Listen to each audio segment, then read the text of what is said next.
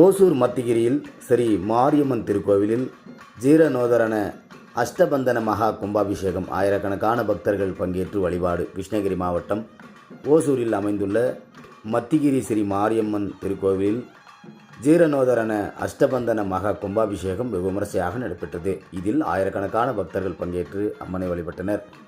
ஓசூர் தேன்கனிக்கோட்டை சாலையில் மத்திகிரி அருகே பழமை வாய்ந்த ஸ்ரீ மாரியம்மன் திருக்கோவில் அமைந்துள்ளது.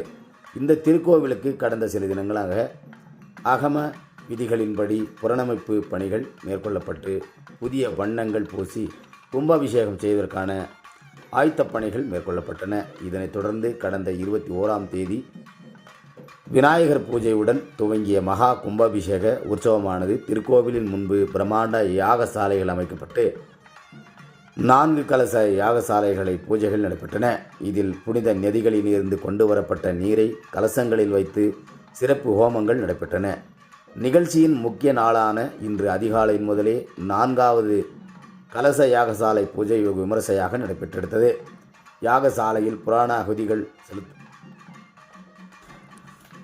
செலுத்தப்பட்டன.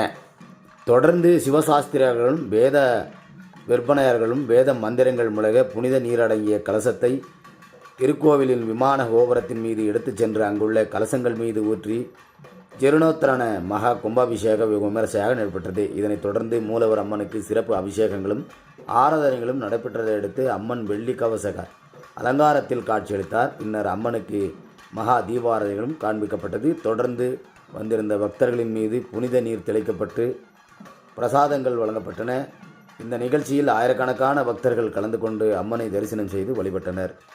எதிர்நீச்சல் செய்திகளுக்காக செல்வமுடன் ராமச்சந்திரன்.